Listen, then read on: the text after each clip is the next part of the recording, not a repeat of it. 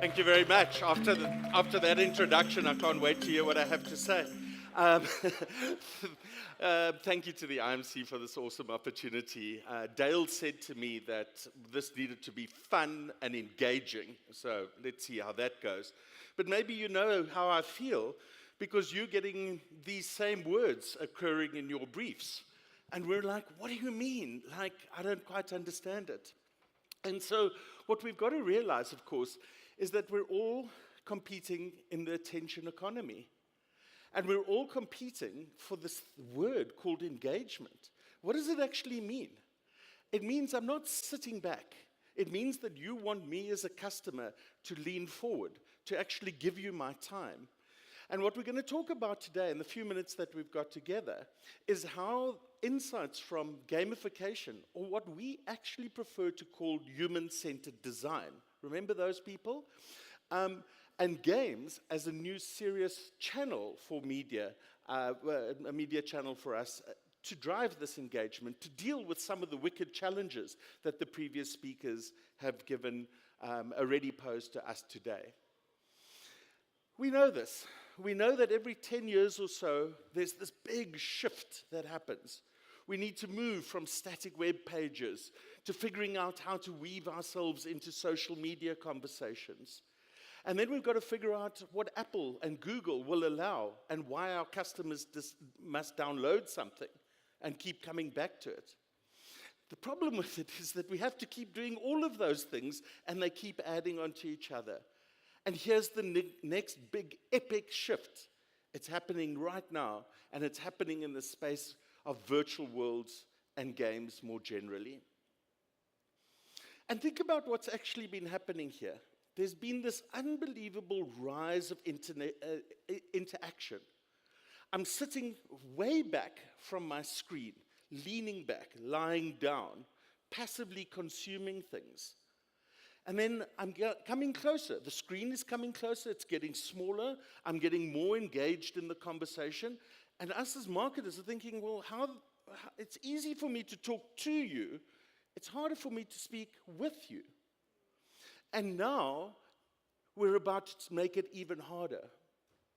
Or perhaps more fun and engaging, not just for our users, but for us too. Because what we're going to do is figure out how to truly start valuing each other's time, both our customers, our own, and our own messages. Brands have become antisocial. The most deleted apps so far this year: X, okay, that wasn't hard, Facebook, Instagram, and TikTok. It's a war zone on our eyeballs. The algorithm is one. I can barely find my friends in my crowded timeline. But I do know where they are, and they're hanging out in virtual worlds. And we can just chill and be with each other and play games and do activities. Not for minutes and seconds, but for hours and hours on end. And so it's not hard to think about why games are having this profound impact if you look at the data. Next year, there will be 3.6 billion people actively gaming. And it's not just about two teenagers sitting in their underpants on your couch. Apologies for that, but just your lunchtime is an hour away. You'll get it out of your head by then. People are spending more time gaming than watching TV. And more time gaming than on social media. Not just any people, 3.6 billion of them. Fastest growing segment, 50-year-old plus men. 50% of them are already gaming every day, regularly, and 25% of them are gaming every day.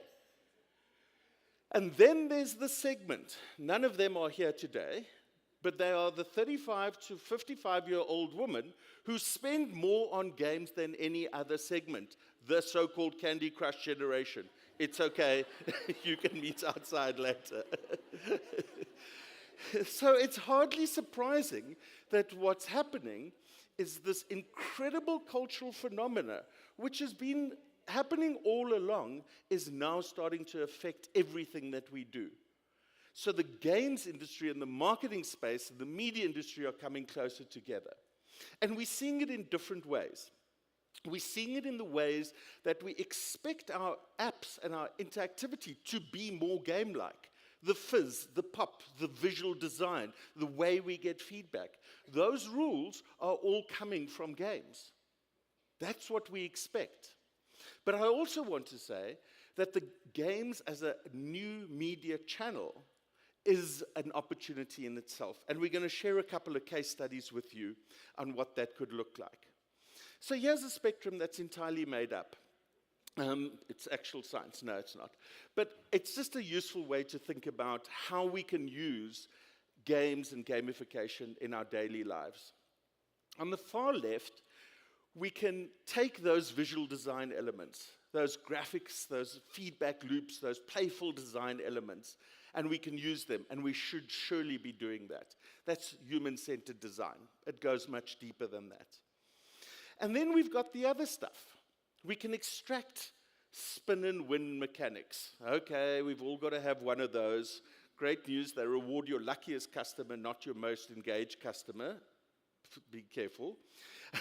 Points, badges, and leaderboards. Okay, you get it. Does it work? Absolutely, when done well.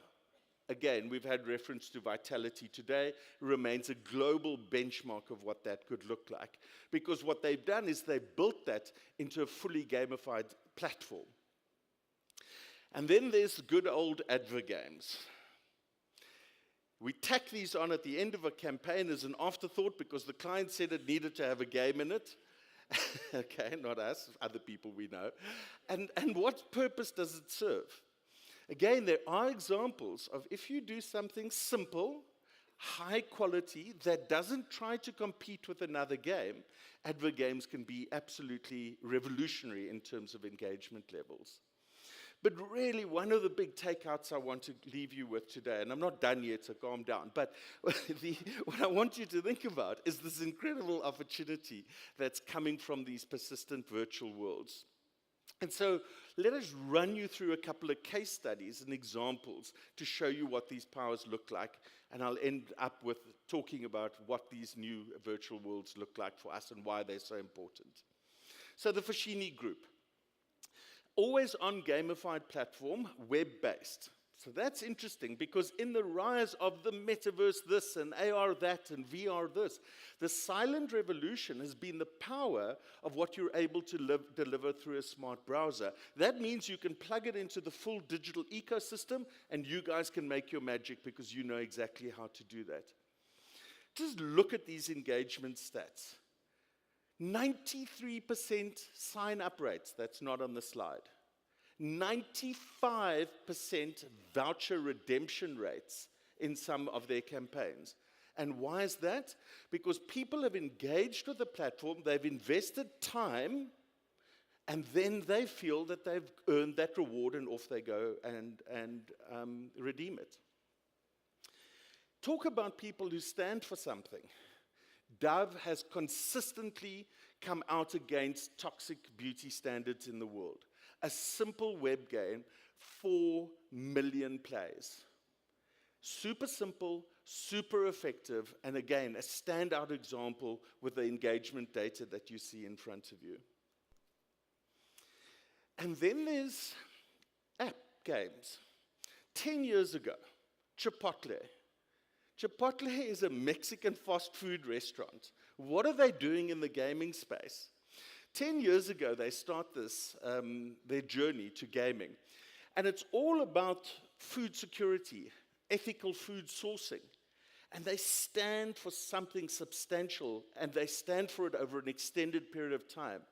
They're outperforming their peers from a financial return perspective, customer engagement perspective. And it's because they chose to put users at the center of what they were doing. And it's, as the previous speaker indicated, the data is there to prove that it works. And then there's Roblox and Fortnite and Minecraft and all these other decentralized virtual worlds.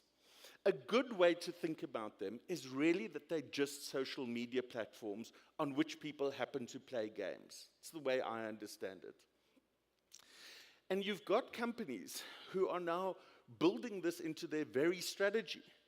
Walmart, a bricks and mortar retailer, has millions of customers engaging with their Roblox experience every day and is making millions of dollars a day.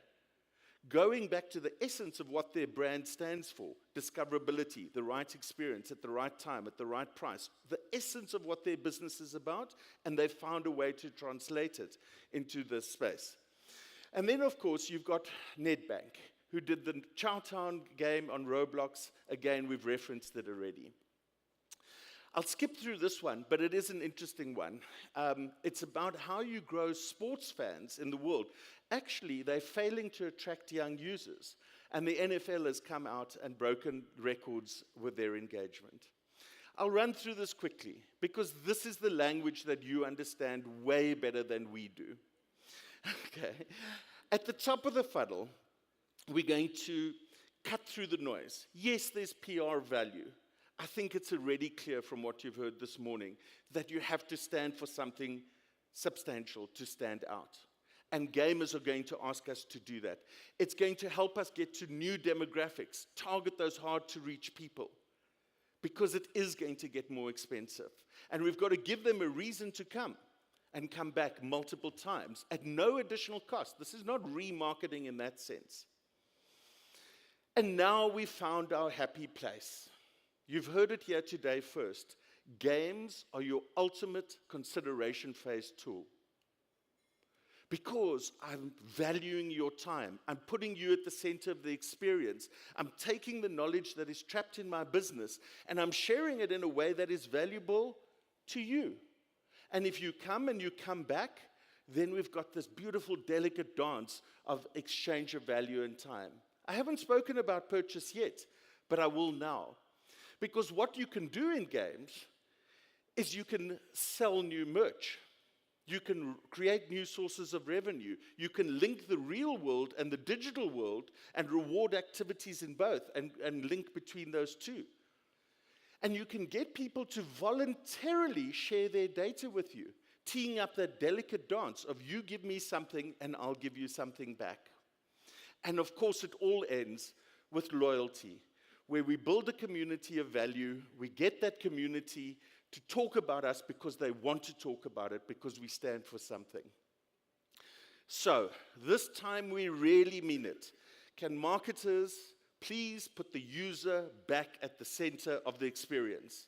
Games require us to think that, and let's do something that matters. Let's do something that is true and authentic to us, show up in a way that makes it worthwhile for our customers.